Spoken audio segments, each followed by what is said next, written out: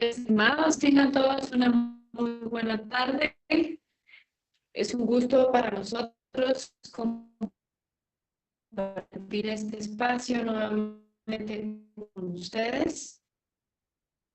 Una nueva semana con dos temas de gestión.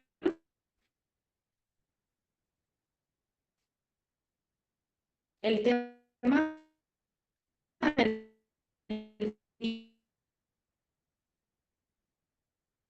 llega a ustedes en gremial, la gremial de proveedores de insumos por el higiénico, por lo que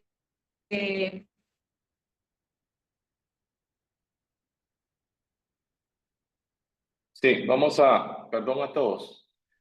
Eh, Quisiera conocer por el chat general, que me pueden escribir.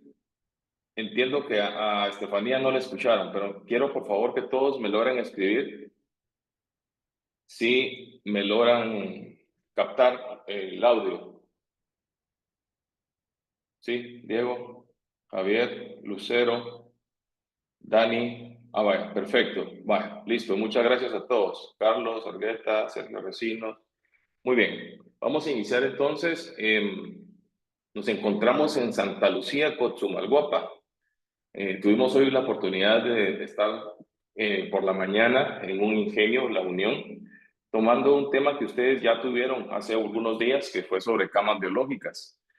Así que, por favor, disculpen, en este caso, si la red no nos permite darnos a entender perfectamente. Yo de momento estoy compartiendo internet porque acá donde nos encontramos, pues la señal es un tanto complicada. Por favor, todos sirvan disculparnos si en este caso se nos corta la señal, pero estará en este caso Estefanía atendiendo cualquier consulta y gracias por último quien escribió Julián Matul, que sí se logra escuchar. Así que Estefanía, disculpas por haber entrado, pero sí no te lográbamos escuchar nada. Bueno, voy a repetir lo que ya Estefanía les dijo. Muy buenas tardes, tengan todos. Es un gusto nuevamente participar en esta charla que llega cada martes y jueves gracias a la Gremial de Proveedores de Insumos Agrícolas Gremiagro, como también le agradecemos mucho a la Escuela Nacional Central de Agricultura que nos permite estar pues, con bastantes estudiantes a nivel nacional y un grupo que me permito decirles ha sido el mejor. El mejor porque han participado, han comentado, han tenido dudas y para nosotros eso es muy satisfactorio.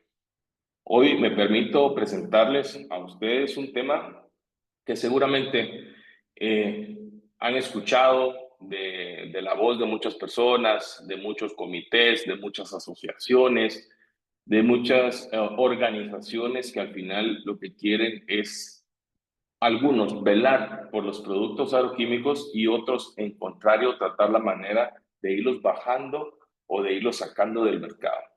Hoy nos trae un tema muy bonito, que es los productos agroquímicos y el ambiente. Es un tema que, la verdad, en lo personal, a mí me gusta porque nos da un resumen. Y cuando hablo de un resumen, lo quiero decir desde el punto de vista teórico de todo lo que conlleva analizar el por qué los productos agroquímicos son buenos, son productos que nosotros podemos confiar y por qué también los productos agroquímicos, al no saberlos utilizar, podrían ser pues malos para el ambiente. De esa cuenta vamos a ver hoy los productos agroquímicos y el ambiente y para justamente mantener esa señal que tenemos, voy a proceder a apagar mi cámara para que no se me complique aquí la transferencia de datos y vamos entonces a conocer muy rápidamente esto que les decía de los productos agroquímicos y el ambiente y iniciamos con algo importantísimo, el aumento de la población y de la producción de alimentos. Bueno, seguramente todos ustedes han de rondar entre las edades de 16 a 18 años, y mucho 19, ¿verdad? Pero miren chicos, la población sigue creciendo, cada vez somos más habitantes en esta tierra y para poder alimentar a esta cantidad de habitantes tenemos también que producir la misma cantidad de alimentos. Lo interesante acá, y creo que lo voy a mencionar más adelante, es que no tenemos otro mundo para producir, ¿verdad? Tenemos que producir en el mismo mundo en el que hemos venido a nacer y en este caso tener entonces la certeza o el conocimiento del aprovechamiento del área donde yo me encuentro. Vean, el problema del hambre es un problema que ha venido por muchos años. Hay estudios, hay investigaciones en donde se establece que aproximadamente 8.500 niños mueren cada día por el tema de desnutrición en el mundo. Las fotografías hablan por sí solas, son fotografías que definitivamente pegan al corazón y también son fotografías que nos llaman a nosotros como futuros profesionales y todos los que estamos relacionados en el ámbito de la ciencia agrícola a poder ser cada día más productivos. Se dice que 6.3 millones de niños menores de 15 años murieron únicamente, miren en qué tiempo, 2017. Y la mayoría por causas que se pudieron haber prevenido. Y si pudieron haber prevenido, conforme a la información que les decía anteriormente, teniendo un aumento en la producción de alimentos sobre este aumento poblacional que estamos teniendo. Otro dato interesante, y que lo podemos encontrar en la web, donde dice que la población mundial que se proyectaba para el 2100, vean cómo se ha ido incrementando. En 1990 éramos aproximadamente 5.300 millones. Para el 2015, 7.300 millones. Estamos a 5 años de llegar al 2030 y tenemos una investigación, o se tiene una investigación que para ese entonces seremos 8.500 millones. Y así cada vez más vamos a ir sobrepoblando este único y bendito planeta. La esperanza de vida está establecida en el consumo de la persona, en el estatus de vida de la persona, en las horas de trabajo de la persona, los estudios, en todo sentido. Y es importante conocer entonces que la esperanza de vida es un dato que no podemos nosotros dejar pasar por alto, ¿verdad? ¿Por qué? Porque cuando nosotros no tenemos en cuenta la esperanza de vida, no sabemos aún a ciencia cierta cuánto tiempo nosotros podríamos llegar a vivir. Vean, para el 2020, en aquel entonces, la esperanza de vida de todas las personas que habitan el país en China está entre los 75.5 años, 2020. Pero están ellos a 5 años, y voy a ponerlo por acá, vamos a ver, están ellos a 5 años de llegar a una esperanza de vida de unos 2 años más, ¿verdad? Pero eso es por el ritmo de vida que ellos llevan. No todos es que vayamos a tener ese mismo ritmo de vida. Por darles un ejemplo, en España, la misma manera, ellos han tenido una creciente en donde han tenido guerras, han tenido pandemias como nosotros, el incremento desigual, ¿verdad? Por temas de tabaquismo, alcohol y algunas situaciones más. Sin embargo, la esperanza de vida de la gente que vive en España para el 2010 era de 84 años. ¿Dónde estamos nosotros? Nosotros, en Guatemala, la esperanza de vida se tiene para el 2024, estando entre los 72 años, que creería yo, a los 73, ¿verdad? Entonces, también tiene mucho que ver que dependiendo de las actividades, del consumo, la alimentación que vayamos a tener como guatemaltecos, ese va a ser nuestra esperanza de vida a futuro. Yo sé que ustedes están aún muy jóvenes como para mencionarles algo en el sentido de que qué va a pasar con la generación que viene detrás de ustedes, con sus hijos, con sus familias. ¿Me explico? Cada esperanza de vida va cambiando poco a poco. El incremento en la demanda de los cultivos cada vez es mayor, ¿verdad? Cada vez va solicitándote más alimento, más alimento, más alimento en un mismo espacio. Un espacio que no nos permite ir creciendo exponencialmente como la población. Porque la población viene creciendo, pero detrás de la población vienen construcciones, vienen demandas laborales, viene vivienda, ¿verdad? Eso cada vez va cerrando los espacios o los lugares donde podemos ser productivos de forma agrícola.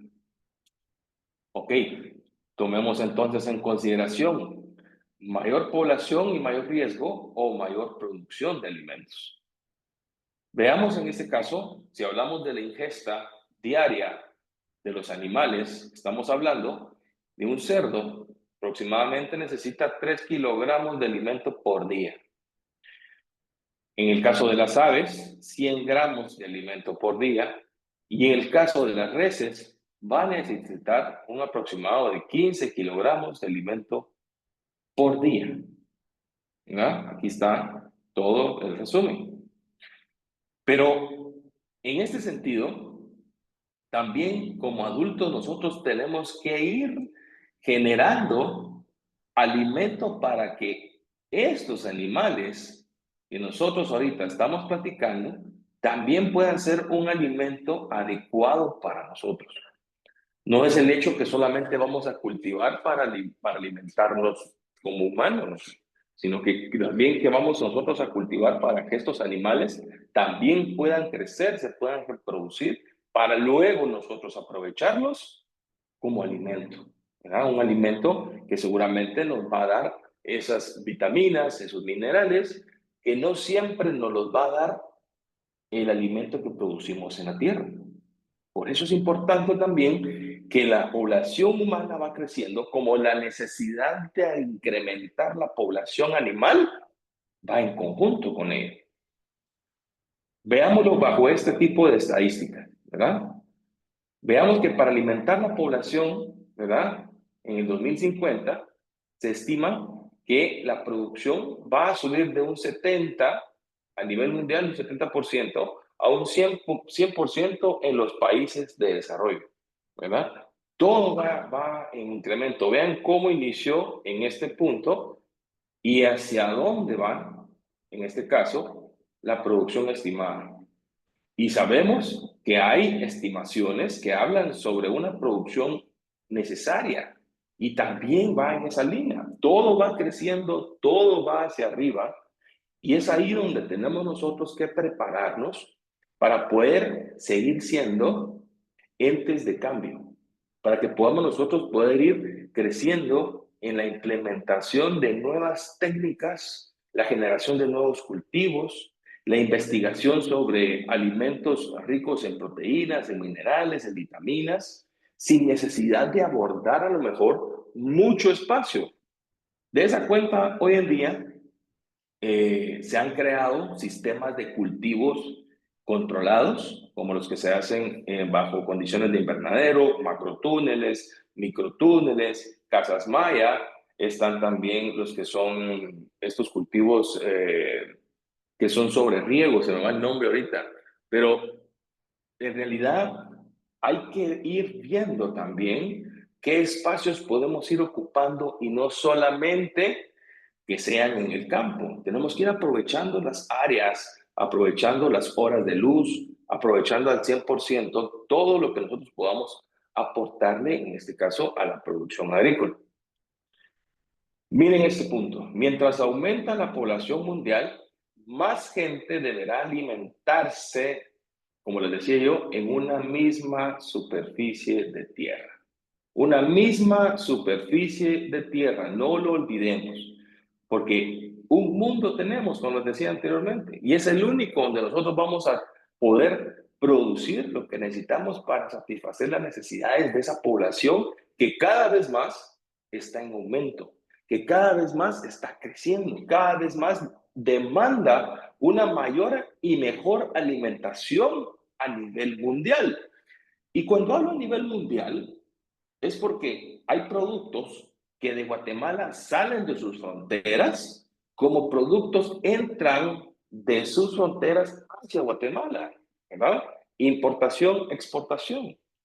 Entonces la demanda mundial, hay productos guatemaltecos que se van a diferentes partes del mundo, como Guatemala también recibe mucho producto de fuera, ¿verdad? Ahí es el tema que yo quisiera que hoy que vemos los productos agroquímicos y el ambiente, entonces entendamos la magnitud de lo que nosotros como futuros profesionales todos nos estamos metiendo, nos estamos evaluando, estamos en pro del desarrollo de las actividades económicas agrícolas, perdón, sostenibles, ¿verdad? Entonces, tenemos un mismo mundo, una misma superficie de tierra y la misma gente se va a tener que alimentar o más. Vean, con los años ha ido cambiando los sistemas de alimentación, para hablar un poquito de historia. Se dice que el número de personas alimentadas por agricultor ha aumentado con los años. En el año 1850, 4 agricultores, ¿verdad?, alimentaban a una persona. O sea, tenían que haber 4 agricultores trabajando el campo para poder entonces que estos 4 agricultores en promedio alimentaran a una sola persona. Pero con la entrada de la Revolución Verde, con el ingreso de nuevas tecnologías agrícolas, cuando la Revolución Verde fue el cambio que se tuvo a nivel mundial sobre ya la utilización de equipos mecanizados para poder producir en un mismo espacio de terreno para alimentar a más personas. Y entonces en el año 1900, lo que pasó de ser de 4 agricultores, se volvió a un agricultor. Y este agricultor ya no alimentaba a una persona, sino que este agricultor comenzó a alimentar, ¿verdad?, a 4 personas. Vean entonces cómo ha ido cambiando esto. Definitivamente fue un cambio bastante radical en el tiempo y sumamente efectivo para entonces poder complacer la demanda alimenticia de lo que tenemos hoy en día. Y si lo vemos en número, igualmente, ¿verdad? Y esto fue citado por el doctor Jacques Diouf en una cumbre mundial de alimentación, donde el doctor pues justamente indicó, así como lo estamos viendo ahora, el progreso que ha tenido la agricultura mundial, que no se ha quedado enfrascada o establecida en procesos anticuados, en procesos del ayer, sino que cada vez más las tecnologías van creciendo. Vamos a tener más adelante un tema bastante bonito que se llama agricultura de precisión. Y en este tema de agricultura de precisión, vamos a caer en cuenta la importancia que es estar en la tecnología agrícola, ¿verdad? La mecanización que hoy se tiene, que ya no se necesitan, como les decía, los 4 agricultores para alimentar a 4 personas, por darles un ejemplo, ¿verdad? No, hoy a uno solo alimenta a 4 personas o más según la densidad de producción que éste pueda tener. Los productos agroquímicos son necesarios para obtener mayores cosechas en menor extensión de tierra. Vamos a repetir esto. Los productos agroquímicos son necesarios para obtener mayores cosechas en menor extensión de tierra. ¿Pero qué necesitamos para tener las mayores cosechas? Asegurar el alimento para nuestras futuras generaciones. Vean esto. Anteriormente se decía que teníamos una baja productividad porque utilizábamos más tierra para producir una cierta cantidad de toneladas de granos por hectárea, ¿verdad? Necesitábamos más espacio para poder producirlos. Hoy en día, no. Hoy en día tenemos una alta productividad, lo que nos permite tener una conservación del hábitat natural y llegar a producir de 3 a más toneladas de granos por producción de hectárea. ¿Sí? Esa es una diferencia que podemos ir viendo cómo en el tiempo se ha ido implementando, como les decía, con la introducción de la mecanización y de todos los sistemas agrícolas que actualmente se tienen. Muy bien, pero sigamos hablando entonces, ¿por qué los productos agroquímicos tienen que ver con la sostenibilidad ambiental? Bueno, y la pregunta es, ¿cómo los plaguicidas van de la mano con la sostenibilidad ambiental? Los plaguicidas van a ir de la mano con la sostenibilidad ambiental porque son los productos más estudiados. Ya hemos tenido esta charla anteriormente para que todos puedan llegar a entender justamente esta gráfica. Cuando se dice que son los productos más estudiados, y ojo, en la historia de la humanidad, es porque ya les habíamos mencionado en charlas anteriores que se invierten más de 286 millones de dólares en la investigación de un producto agroquímico. Se llegan a corroborar más de 140,000 moléculas que se vienen estudiando en todo el camino, en el proceso de formulación. Hemos dicho ya también que es un proceso que lleva entre 8 a 10 años de estudio, en donde el promedio de esto pueda también decirnos que el producto se puede llegar a cancelar o no si no pasa de laboratorio al campo, ¿verdad? Se hacen más de 120 ensayos también para eso. Entonces, la respuesta ahora a la pregunta de cómo los plaguicidas van de la mano con la sostenibilidad ambiental está aquí en estos 4 puntos que acabo de explicar. Bastante inversión para su investigación, la regulación o la verificación de las moléculas que yo necesito para la implementación en campo. El tiempo que esto conlleva no es un tiempo corto de 1 año o 2 años, son entre 8 a 10 años de estudio, en donde se practican más de 120 ensayos. Y para llegar a un solo ensayo, se deben de cumplir muchísimos factores de investigación que me vayan a mí a determinar que el producto es bueno, que el producto cumple con lo que yo necesito. Y aquí va otro poquito más de información. Si hablamos sobre la parte toxicológica ambiental, veamos lo que les mencionaba en años, de año 0 a los 11 años, con una inversión aproximada de los 286 millones.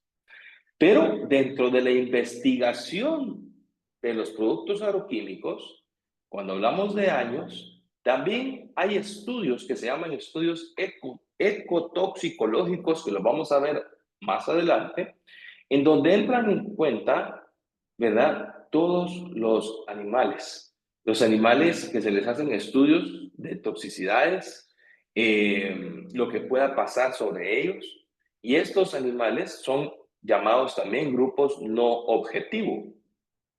¿Y quiero decir con grupos no objetivo?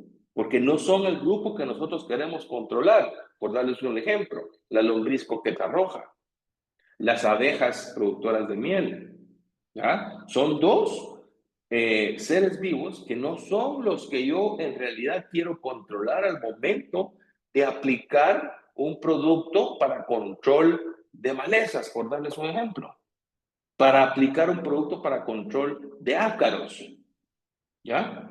Ahí es donde entra en cuenta el estudio sobre los animales no objetivos, ¿verdad? Luego están los metabolismos que estos pueden llegar a tener y los posibles residuos que muchas veces preguntan que puede llegar a dejar un producto agroquímico. Y eso no sucede así. A todo esto hay documentación, evaluación, hay registros, como también de las primeras ventas que nosotros vayamos a tener, de todo lo que acabamos de ver. Veámoslo, lo anterior, lo que vimos acá, ¿verdad? Sobre la investigación y el desarrollo en años, veámoslo con estas 4 o 5 gráficas que voy a presentar a continuación. El impacto de los plaguicidas en la salud del ambiente, bueno, se ve muy bonito todo esto aquí, bastante graficado, con sus dibujos, pero vayámonos entonces a remarcar lo que necesitamos saber sobre el impacto de los plaguicidas en la salud del ambiente. Primero, tenemos 3 ecosistemas que debemos de cuidar, que es el aire, que es el suelo y que es el agua. Nuevamente, aire, el suelo y agua. Tres ecosistemas importantísimos, no renovables, que debemos de cuidar, porque de aquí dependemos tanto humanos, la vida humana como la vida animal, la vida microbiana y todo lo que nosotros ahí ya sabemos muy bien. Pero bueno, hay que conocer entonces que al momento de nosotros aplicar un producto agroquímico, vamos a tener ciertas emisiones que se pueden ir por deriva y volatilización, por deriva y precipitación al suelo y por deriva y precipitación al agua. Entonces aquí estamos afectando nuevamente el aire, el suelo y el agua. ¿Ya? Por eso era importante, en principio, anotar esto. Aire, suelo y agua. Entramos nosotros a aplicar productos agroquímicos. Por supuesto que hay derivas por volatilización, hay derivas por precipitación, los precipitados que quedan en el suelo, y están las derivas por precipitación que van a los mantos acuíferos. Bueno, hasta ahí espero que me vayan entendiendo muy bien lo que yo quiero presentarles. Pero está el hecho también de que ya tomando en cuenta estos tres puntos, nosotros después vamos a ver reflejado en algunos factores que nos van a hacer cambiar hasta cierta manera el sistema o el ciclo de vida de las plantas, de los animales y también del ser humano, si no llegamos nosotros a hacerlo correctamente. Y cuando lo hago de esta manera es que todo lo que yo vaya a aplicar para un cultivo específico lo vaya a perder por volatilización, ¿verdad? Tanto el suelo como también al momento de yo no cuidar los mantos acuíferos por la tala excesiva de árboles que puedan tener, también vaya a ir perdiendo poco a poco el recurso agua. Y esto se me va a mí a acrecentar con la condensación y todos los precipitados que luego vayan a existir cuando los cambios climáticos vienen a afectar de cierta manera este entorno que a mí me rodea. Bueno, aparte de eso, dentro de la emisión que yo estoy elaborando, no solo tengo deriva de volatilización, precipitación al suelo y precipitación en el agua, voy a generar hasta cierto punto alguna escorrentía que me vaya a mí a ocasionar eh, una mala dirección o muerte de algunos animales que no fueron objetivo principal para el control de las plagas o enfermedades que pudo haber tenido en el campo. ¿Qué quiero decir con esto al final? De la emisión inicial para el control de plagas y enfermedades en campo, que está aquí, se me vaya a presentar esto, pero si yo no lo hago de una forma adecuada, controlada, como lo establece la etiqueta del panfleto, muchos de estos residuos pueden llegar a parar a los alimentos, ¿verdad? A los alimentos que yo pueda llegar a sustraer de la tierra, del agua y también de los mismos residuos del agua con lo que yo me vaya a hidratar, ¿verdad? Ahí es donde entra el impacto de los plaguicidas en la salud y en el ambiente cuando no lo hacemos de una forma correcta, cuando no lo hacemos de una forma que nos lo indica la etiqueta del panfleto, afectando los tres recursos importantísimos que nosotros ya tenemos. Pero para entender esto, todo el proceso de la emisión, de la volatilización y la precipitación y del actuar toxicológico que pueda llegar a tener un producto agroquímico, debemos de entender en toda cuenta qué es la dosis letal media o la dosis 50, ¿verdad? Dosis letal 50. La dosis letal 50 es un factor numérico que se establece sobre el control del 50% de la población prueba de un producto agroquímico. Estas pruebas se hacen por ingestión o por inhalación ya en animales que son estudiados y que se ha verificado que estos justamente presentan las mismas sintomatologías que podría llegar a tener un humano o qué les podría pasar a ellos si llegaran a entrar en contacto con el producto agroquímico que estamos utilizando. También se evalúa el NOE, que es la concentración del efecto no observado, lo que nosotros no podemos ver, ¿verdad? Que está en el suelo, y un factor de bioconcentración, ¿verdad? Pero básicamente nos vamos a enfocar en estos dos, en los conceptos importantes que se deben revisar al momento de aplicar un producto agroquímico y por qué el título entonces dice los productos agroquímicos y el ambiente. Porque cuando hablamos de ambiente, y yo les mencioné anteriormente sobre los estudios eco, por eso está subrayado, eco, ¿verdad? Ecotoxicológicos. Cuando hablo de estudios ecotoxicológicos, son los riesgos que vayan a tener todos los animalitos que no son objetivo principal de la molécula, de la fórmula, de la práctica, de la aplicación que yo vaya a tener en campo, porque no son ellos los que yo voy a controlar. Va a ser la plaga o enfermedad. Ellos simplemente, lo que estamos haciendo nosotros como humanos es llegando a su hábitat natural. O ellos a lo mejor están ingresando a los cultivos porque hemos creado hasta cierta manera un mecanismo también de alimentación para ellos por ciertos insectos que puedan llegar a nuestras plantaciones. Entonces, los estudios ecotoxicológicos sobre los organismos no objetivos se establecen en aves como la codorniz, el pato malar, la codorniz japonesa, que es la que está aquí abajo, ¿verdad? En donde las exposiciones que se han evaluado sobre ellos son la toxicidad oral aguda, la toxicidad de corto plazo, que puede llegar a tener hasta 5 días, como también algunos estudios sobre la dieta alimenticia que este voy a tener, ¿verdad? Que es el efecto no observado.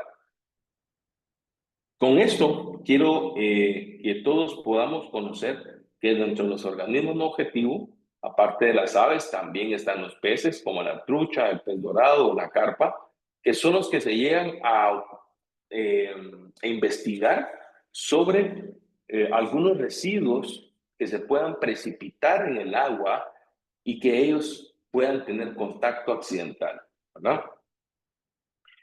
También están los estudios, los efectos no objetivos, ¿verdad? O la investigación que se vaya a dar con algunos animales invertebrados acuáticos. Vean hasta dónde la investigación de los productos agroquímicos se puede dar. En este caso está la pulga de agua y la mosca no masticadora, ¿verdad? Ahí están los zancudos también en este caso. Y hay exposiciones que se han evaluado sobre la toxicidad aguda, crónica, que permite conocer en ciertos días el comportamiento que estos pequeños animalitos vayan a tener. Importante es el tema de la protección de las abejas. La etiqueta y el panfleto cuentan con pictogramas. Eso lo hablamos, creo que en la primera charla. Y si no lo vamos a seguir viendo conforme el tiempo. Y en la etiqueta en el panfleto establece muchas veces que un plaguicida o un insecticida trae un pictograma donde dice que ese no debe ser aplicado donde hay presencia de abejas. Pero aún hay personas que lo hacen. Y entonces vienen a decir que el producto mató a las abejas. Por supuesto que lo iba a hacer, sí, para eso fue creado, para controlar, prevenir o erradicar lo que son plagas y enfermedades, y específicamente insectos. Pero el producto que yo apliqué no va a decir, no, pues esta es una abeja, no le va a pasar nada. Al contrario, nosotros somos los culpables de aplicar productos en lugares en donde definitivamente no deben de ser aplicados porque hay presencia de abejas, hablando específicamente sobre este caso. Luego, los estudios ecotoxicológicos también se hacen sobre artrópodos, sobre avispas o parasitoides, en ácaros, otros habitantes como el follaje, que es el Chrysoperla carnea, que es esta que está acá, ¿verdad? Se hace sobre insectos que en realidad no son un daño absoluto sobre el cultivo, sino que pues estos tienen otro tipo de interacción en la vida, pero no necesariamente sean los que vamos a tener que controlar, y para eso es importante mencionar que los estudios toxicológicos, ecotoxicológicos también de los productos agroquímicos conlleva toda esta información y hemos llegado a las que ya les mencionaba anteriormente. También las lombrices de tierra, como la coqueta roja, ¿verdad? Como la conocemos, también es investigada porque esta en realidad cumple una función muy importante que es la del compostaje, ¿verdad? Sabemos muy bien todo el humus o el compost que genera para poderlo aprovechar, ya sean los lixiviados o como abono al suelo. Y también se investiga para determinar, en este caso, que el producto agroquímico cumpla con las toxicologías que se han venido estudiando en todos los laboratorios. Bueno, y seguimos mencionando muchos, entonces los microorganismos también, ¿verdad? Que están presentes en agua, que están presentes en el suelo. Y en el estudio ambiental, cuando hablamos de la degradación de los plaguicidas, hay dos tipos de degradación. Degradación por la luz, que es la fotólisis, ¿verdad? El producto agroquímico sabemos muy bien que no puede estar en contacto con ningún tipo de luz, porque entonces vamos a tener cierta degradación sobre él, y esto, el plaguicida, pues se llama una fotólisis. También existe la degradación en la planta por la fotosíntesis, es decir, cuando ya lo aplicamos nosotros, la planta comienza a hacer su proceso de fotosíntesis y entonces también existe una degradación de los plaguicidas. Si hablamos en las pruebas de destino ambiental, se van a degradar por lixiviación, ¿verdad? Por la luz ultravioleta natural, en este caso, o por los lixiviados que se vayan a tener en el suelo, como también lo vamos a tener degradado por escorrentía, ¿verdad? Con mucha precipitación de agua, el producto agroquímico lo vamos a perder. Con esta diapositiva, lo que yo quiero explicarles a ustedes es que es falso totalmente cuando la gente dice que el producto agroquímico arruinó el suelo, que el plaguicida lo arruinó. Eso no puede suceder porque ya se ha venido estudiando ese, de entre 8 y 10 años de estudio, han determinado que no va a molestar el suelo, ¿verdad? La degradación como tal del producto agroquímico se presenta de una forma inmediata y lo estamos viendo en estas dos diapositivas, por la degradación de los plaguicidas por fotólisis, la evapotranspiración por fotosíntesis y en las pruebas de destino ambiental que se puede hacer por escorrentía, perdón, y lixiviación. Bueno, aparte de eso, dentro de los estudios de destino ambiental, la degradación del suelo, se ha estudiado que los estudios de degradación aeróbica o en el laboratorio, con 4 tipos de suelo, se establecen no mayor de 120 días. Ahora, cuando es anaeróbica, en el laboratorio también, ¿verdad? Lleva la misma cantidad de tiempo. Es decir, que a los 120 días no existe absolutamente nada de ningún producto agroquímico que se haya tenido o esté presente, perdón, aún en el suelo. Los estudios de fotólisis, bueno, ahí sí que con los estudios de fotólisis es lo más delicado que se puede tener, porque como les digo, no se tiene que tener un producto agroquímico expuesto a la luz, de lo contrario va a comenzar a perder todas sus propiedades para las que fue desarrollado. Si hablamos del destino ambiental, la movilidad que este vaya a tener por absorción o desorción es bien importante, pero más aún, ¿verdad? Es el tema de la lixiviación, porque los lixiviados que nosotros vayamos a perdón, los lixiviados que nosotros vayamos a tener básicamente se presentan por evapotranspiración, ¿verdad? Evapotranspiración o evotranspirómetro, que es el encargado de medir en este caso todo este sistema de evaluación, se hace en laboratorio y se hace en campo para nuevamente indicar que es un producto que ha sido evaluado, que ha sido determinado y que si se dan cuenta, todos los lixiviados que vienen en este punto ya se han determinado y se han tenido los resultados en donde no se tiene presencia absoluta de alguna molécula del producto agroquímico que hayamos podido utilizar.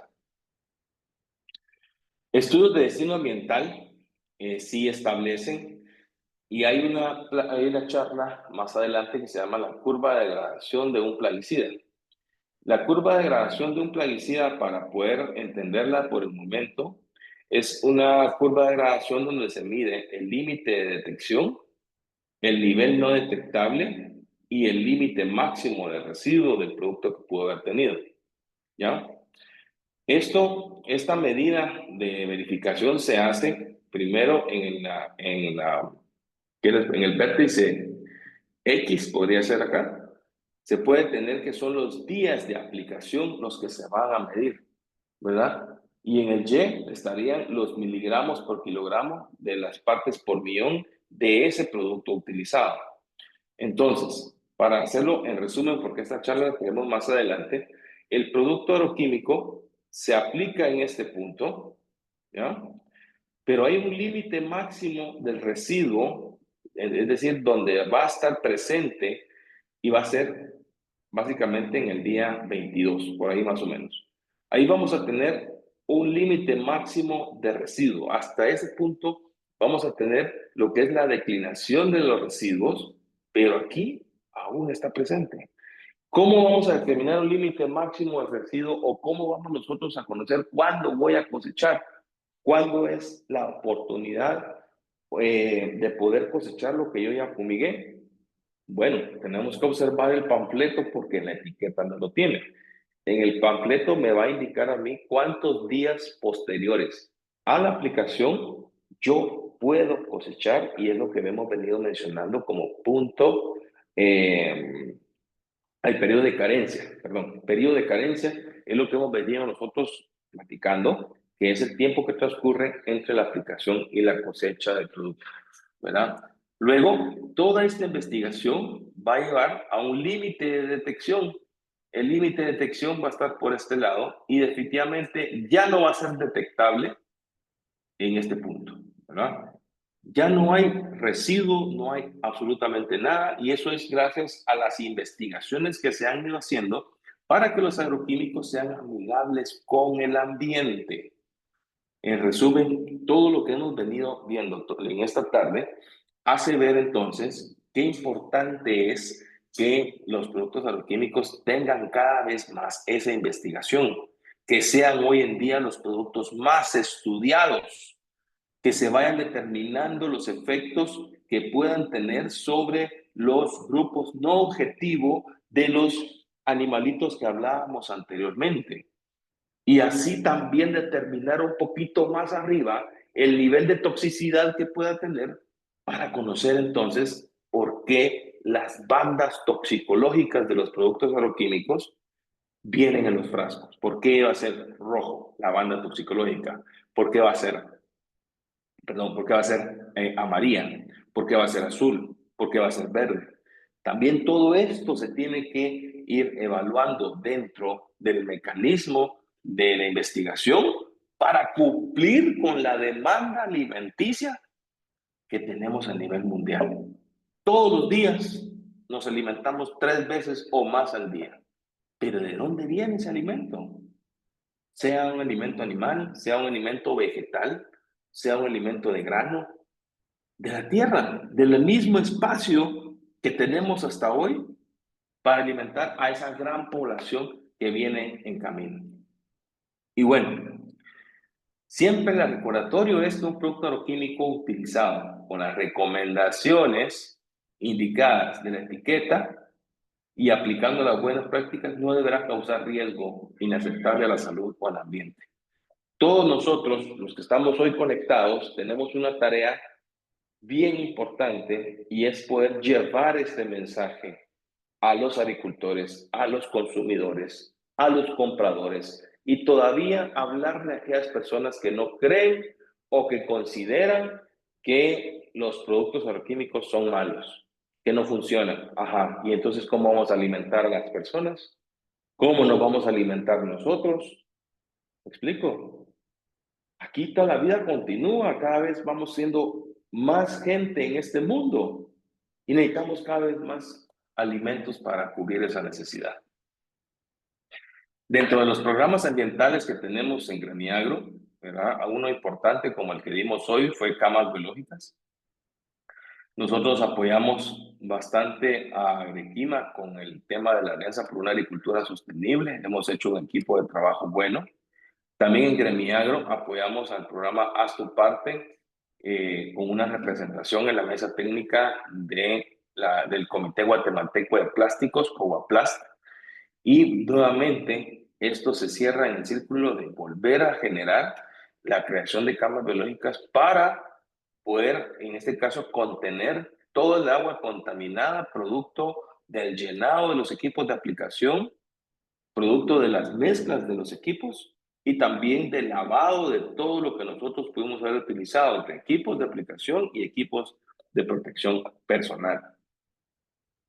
Y sabemos muy bien, porque acabamos de ver el tema de camas biológicas, lo genial que es poder tener esta estructura para que pueda retener de una forma bastante efectiva todo el agua contaminada que vayamos nosotros a colocar. Y entonces, con lo que venimos hablando, ¿verdad? No venir y contaminar en este caso a los microorganismos que se pudieran presentar alrededor de la cama biológica, ¿verdad? O en espacios no tan cercanos, pero sí en todo momento tener un espacio de seguridad en donde nosotros vamos a controlar definitivamente todo lo que vayamos a hacer en cuanto a la manipulación de los productos agroquímicos.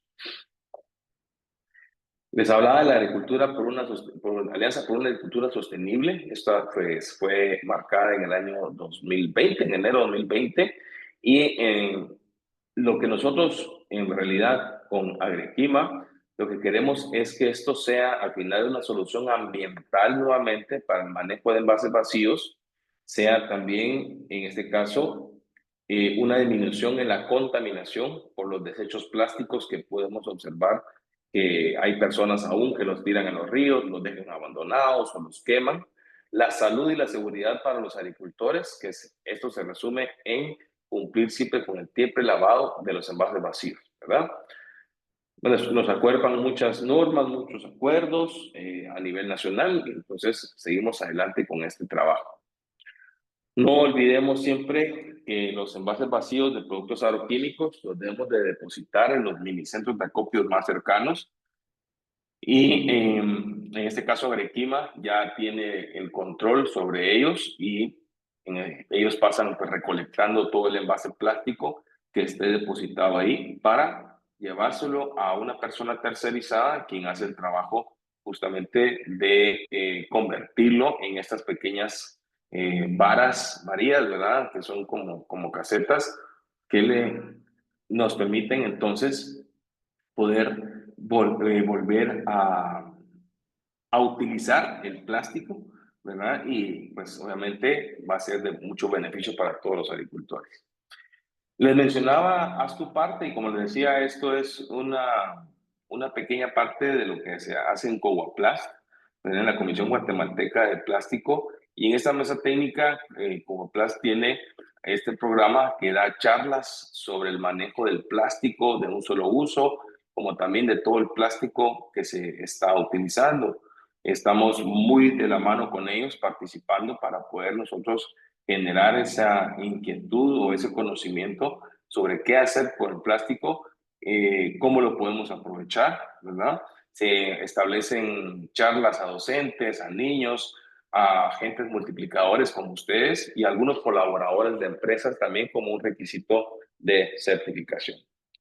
Así es que con esto yo estoy culminando la charla, esperando que tengan alguna pregunta o algún aporte los presentes, ¿verdad? Va a ser un gusto poderles responder. Hoy fue nuevamente una charla muy informativa sobre los productos agroquímicos y el ambiente. Lo que sí quisiera en este caso dejar claro es de que nosotros promovemos las buenas prácticas agrícolas con el adecuado uso de productos agroquímicos, siempre y cuando se interprete o se lea la etiqueta y el panfleto previo a su utilización. Ustedes, yo sé que, como les decía, aún son menores de edad, la mayoría, y en teoría, pues, o afuera, en campo, no deberían de tener contacto con productos agroquímicos, pero como están estudiando para ello, considero que están adoptando las prácticas adecuadas y la responsabilidad necesaria para hacer uso de estos productos agroquímicos. Y por favor, lleven este mensaje a todas las personas que ustedes consideren y vean entonces, o hagan ver entonces, cómo es que un producto agroquímico lleva cierto periodo de investigación, bajo qué condiciones, qué tipos de animales se utilizan, para poder entonces ya tener un producto formulado en los agroservicios, en los centros de estudios, para hacer las prácticas y así poder generar más alimento para más cantidad de gente a nivel mundial. Así que muchas gracias. Vamos a ver si de momento hay preguntas. Brian Pacheco, captado, Rocío Oliva a las Andrea 4 y Reyes. Andrea Reyes. Ah, aquí estás, gracias Estefanía. Vamos a ver, Andrea. Según mi criterio, ¿es necesario usar productos agroquímicos para tener una agricultura sostenible? No, la verdad es que no. Según mi criterio, los productos agroquímicos para una agricultura sostenible no es que se establezcan por ley. Podemos tener agricultura sostenible de muchas maneras, ¿verdad? Como les decía, la agricultura sostenible puede ser cultivos bajo condiciones controladas, invernaderos, casas mayas, microtúneles, macrotúneles. Se me olvida el nombre de este sistema de producción que es en agua. Ustedes, alguno de ustedes me puede Hidroponía. apoyar ahí. La hidroponía, ahí está. La hidroponía es una forma de tener una agricultura sostenible y no necesariamente utilizando productos agroquímicos como tal, ¿verdad? Entonces, Andrea, la verdad es que es un criterio abierto. Si tú me lo preguntas a mí, yo te puedo decir que no. Hay otra persona que puede decirte sí, definitivamente es necesario usar productos agroquímicos. Yo soy agrónomo, ¿verdad? Entonces, va a depender mucho, Andrea, en este caso, hacia qué tipo de producción vas a enfocar esa utilidad o ese uso de agroquímicos. Porque si es para una producción de exportación o una producción agrícola masiva, obviamente vas a tener la necesidad de usar productos agroquímicos. Pero si es una producción familiar o una producción que te permita aguantar en el tiempo el desarrollo para la cosecha, puedes optar por una producción orgánica, llamémosle, si a eso le podemos llamarlo agricultura sostenible. Una agricultura sostenible, y su palabra sostenible va a ser cuando nosotros le vayamos a proveer en el tiempo los recursos y el alimento que la planta necesita, ¿verdad? Lo que vaya a necesitar el fruto, lo que vaya a necesitar la cosecha. Ese para mí es una agricultura sostenible, es poder tener la capacidad de ir trabajando y entonces darle a la cantidad de gente que necesita este alimento en el tiempo oportuno eh, el alimento, ¿verdad? O lo que necesitan ellos para seguir viviendo. Excelente pregunta, Andrea, muchas gracias. Ahora otra por ahí, Estefanía. Aquí Sí, ya vi. dice, Diana. ¿qué opinas sobre Diana. la típica frase de los agricultores? Los químicos solo traen más malas hierbas. No, eso es falso. De hecho, para mí no es típica, es primera vez que la veo, ¿verdad? La típica frase de los agricultores, los químicos solo traen más malas hierbas. No, eso es mentira. Es totalmente falso. No, ningún agroquímico va a traer por detrás una mala hierba o va a traer algo. No, la verdad es que no. No puedo profundizar en eso porque, primero, es la primera vez que yo veo que se le llama frase a eso, y segundo, que en mi criterio, como dijo Andrea anteriormente, ningún agroquímico te va a traer a ti una mala hierba. Es más, las malas hierbas, ojo, y yo esperaría que a estas alturas todo lo conozcamos, las malas hierbas, las malezas, tienen periodos en la vida que pueden ser cortos, periodos cortos, que pueden estar en el lugar nada más, como periodos anuales, ¿ya? Entonces, de por sí, o estacionales, que ahí vivan, pues, ahí estén, ellos ya de por sí ahí están, ¿no? Entonces, es de determinar en qué tiempo uno va a controlar eso, y de plano, cuando uno deja de utilizar un terreno o un campo donde se esté desarrollando algún cultivo, va a existir malezas siempre. Y las malezas también, hasta las mismas aves, los animales son portadoras de semillas y por ahí las van regando en el tiempo. Entonces las malezas son de determinados ciclos, ciclos cortos, ciclos perennes o ciclos anuales. Es un punto que sí hay que determinar, pero Diana es falso.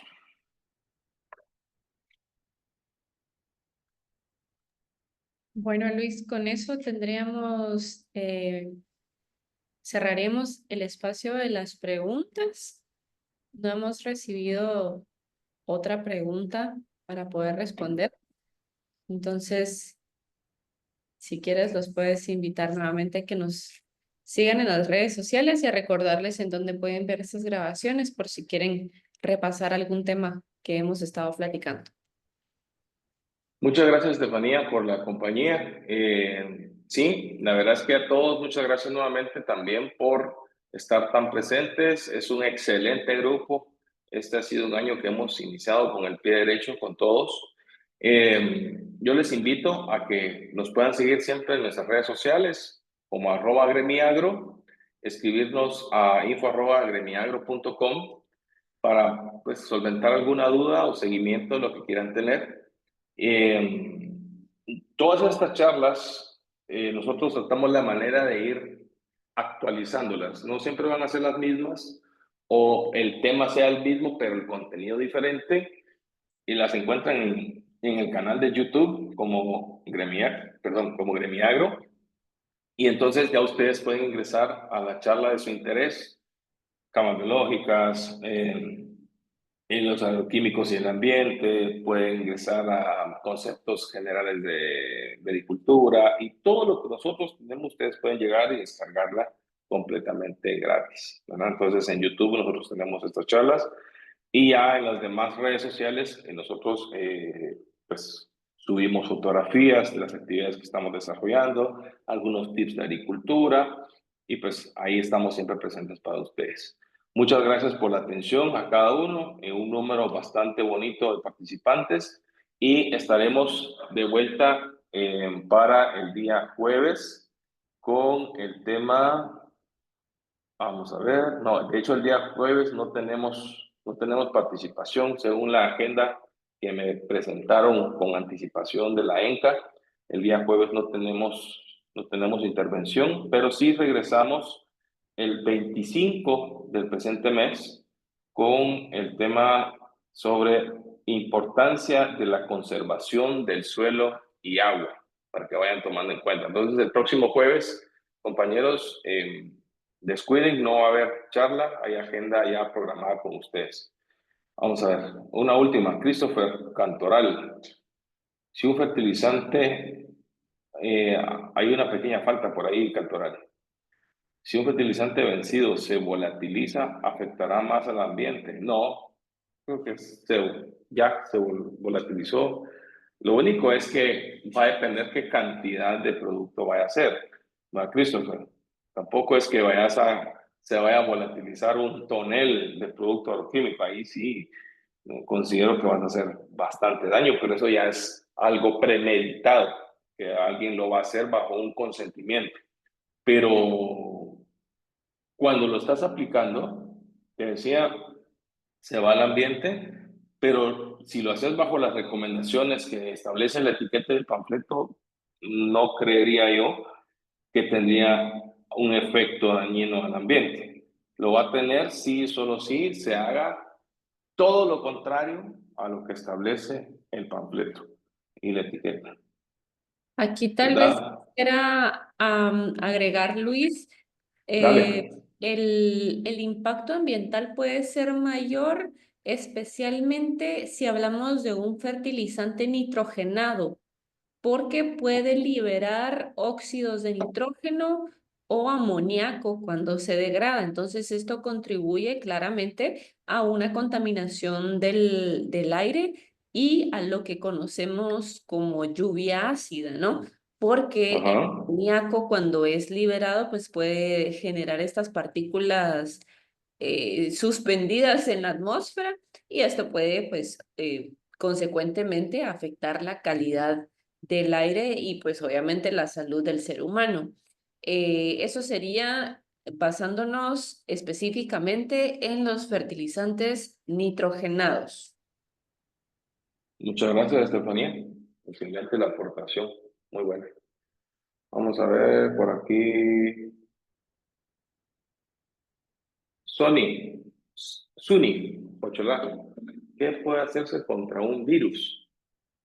Ah, bueno, ahí ya es otro tipo, creo que nos salimos de la charla, Suni, ahí podríamos abordarlo de otra manera. Argentina, Paraval, ¿qué tan sostenible es la cama biológica en la economía? ¿Cómo así, Argentina? Me gustaría que tratáramos de profundizar un poco más en la pregunta. ¿Qué es lo que querés saber? ¿Verdad? Luis, Jennifer Dime. Paola pregunta también cuál es el beneficio que aporta la cama biológica. Ah, interesante. A ver, Jennifer, atendiendo puntualmente tu pregunta, ¿qué beneficio? El beneficio es que no estás contaminando el suelo, no estás contaminando el agua, estás teniendo un aprovechamiento del espacio y sobre todo estás cumpliendo con un tema interesante que a veces piden las certificadoras, que es el manejo de las aguas contaminadas, ¿verdad? Otro beneficio que tú tienes ahí es de que estás evitando hacer mezclas, llenado del equipo y lavados del equipo utilizado en lugares inadecuados, que son las tres fuentes puntuales de contaminación. Lo estás haciendo en un lugar seguro, en un lugar que te va a dar la oportunidad de controlar todos los excedentes o las aguas contaminadas. Así es que los beneficios de utilizar una cama biológica son muchísimos.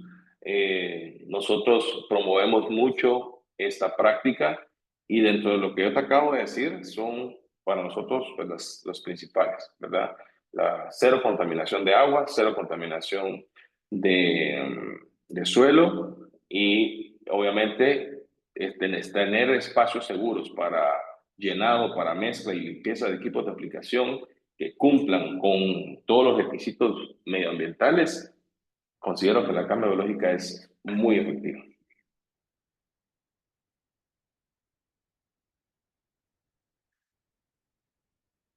Vamos a ver, ¿qué tan rentable es la cama biológica para implementar? Es la respuesta que acabo de dar a Argentina, ¿verdad? Yo creo que ya te entendí mejor.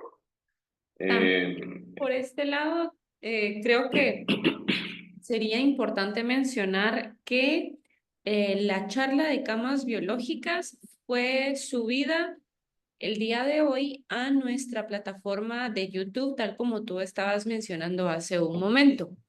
Porque, si bien te recuerdas, no se pudieron conectar, creo que dos escuelas la semana pasada cuando se dio el tema. Tal vez por ahí pueden venir ciertas preguntas, porque por acá Kevin Rivas pregunta qué tipos de cama hay y qué es más preferible con respecto al tema de las camas biológicas. ¿Cómo así? Me perdí. ¿Qué tipos de camas hay? Hay dos tipos de camas biológicas. ¿Quién lo preguntó? Kevin Rivas. Kevin. Bueno, gracias, Kevin. Hay dos tipos de camas biológicas. La cama biológica de tipo abierta, que es la que nosotros promovemos para un agricultor promedio. Esta cama biológica no lleva ningún tipo de inversión en plata para poder hacerla con blocks hasta la parte de abajo y sellarla y ponerla así bonita. No, simplemente lo que necesita es tener un lugar que esté lo más alto del terreno para poderla elaborar. Con esto evitamos que con exceso de lluvia se nos vaya a llenar de agua, ¿verdad? Aparte, la cama biológica de tipo abierto cumple funciones bien interesantes y es en la retención y degradación de las aguas contaminadas. La otra, que es la cama biológica de tipo cerrada, es así, conlleva pues que vayas a meterle más plata porque su palabra lo dice, está completamente sellada. Si no es con cemento, lo puedes hacer con nylon, pero esta sí tiene que llevar un pequeño orificio donde podamos tener un recolector de esa agua, porque si no, ¿para dónde va a agarrar el agua? ¿Verdad? Eh, Básicamente, la cama biológica de tipo cerrada, nosotros promovemos que se haga en los lugares como estos de la costa sur, en donde los mantos freáticos son muy superficiales. Encontramos agua pues, a muy poca profundidad del suelo. Entonces, no queremos nosotros en ese sentido que el agua pues nos ingrese por la parte de abajo. Por eso es de que se recomienda que se hagan de tipo cerrado. Pero para la práctica, para la agricultura nuestra, las de tipo abierto considero que son mejores, ¿verdad? No lleva mayor inversión. Ok, Luis, y para ya ir terminando respondiendo la última pregunta, es por parte de Luis Mancilla. Y dice, ¿cuáles son los riesgos asociados con la persistencia de un agroquímico en el suelo a largo plazo? Si es nuestro querido amigo Luis Mancía de Senap, le mando desde acá un fuerte abrazo. Espero que esté muy bien. Ya hace falta que nos podamos comunicar. Eh, bueno, hay prácticas o malas prácticas que se puedan llegar a tener sobre la aplicación de un agroquímico de forma persistente en un mismo lugar. Es decir, no le estamos dando espacio a que se cumplan los estándares o las recomendaciones que dice la etiqueta, en este caso el panfleto, porque la etiqueta no lo dice, sobre los intervalos de aplicación. Es decir, el intervalo de aplicación es el tiempo que yo aplico el producto A y cuánto tiempo después voy a aplicar el producto B. Ahí, si yo cumplo con lo que establece el panfleto en el tiempo de aplicación entre uno y otro, no tendría que haber persistencia, ¿verdad? Ahora, sabemos muy bien que hay malas prácticas y no es tal vez porque le llamemos malas prácticas, sino porque, pues bien, tal vez sí, me voy a retractar. Sí es una mala práctica pensar que nuestros cultivos siempre tienen que estar limpios y siempre tenemos que estar con la bomba de mochila todos los días aplicándole.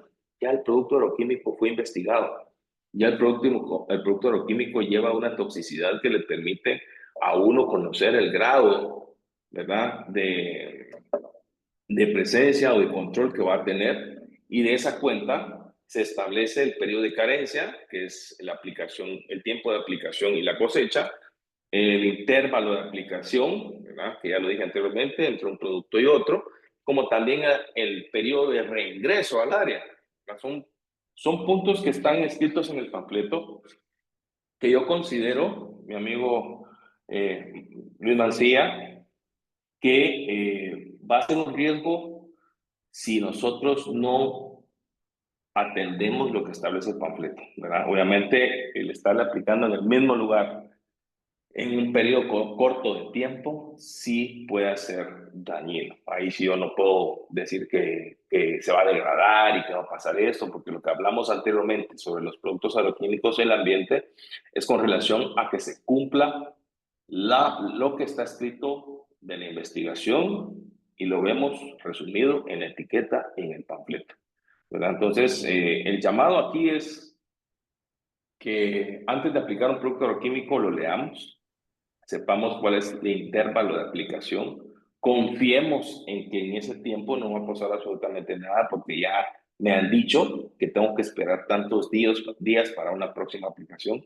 pero si estoy persistente porque así me lo enseñaron de hace mucho tiempo hacerlo, no solo voy a contaminar, voy a sobredosificar, sino que voy a malgastar, en este caso, el dinero y recursos, ¿verdad? Mano de obra, etcétera. Ok, Luis, pues con esas preguntas cerraríamos el espacio de hoy. Am, sí, estaba revisando por aquí, pero son preguntas que se repiten en el tema de de las camas biológicas. Entonces, nada más como recordatorio, ya está colgado el video en el canal de YouTube, lo pueden ir a ver. pueden escuchar la capacitación nuevamente y no solo esa, sino todas las capacitaciones que hemos tenido las últimas semanas. Perfecto, Estefanía. Muchísimas gracias a ti por tu compañía.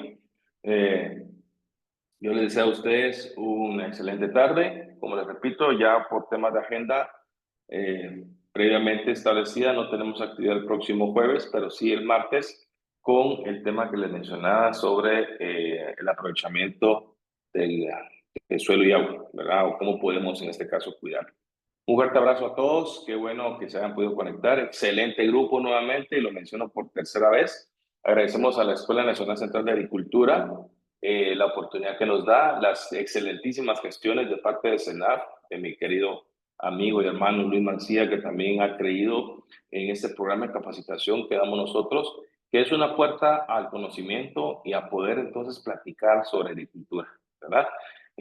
Un fuerte abrazo nuevamente a todos, pasen una excelente tarde y nos vemos en un siguiente tema de capacitación. Hasta pronto.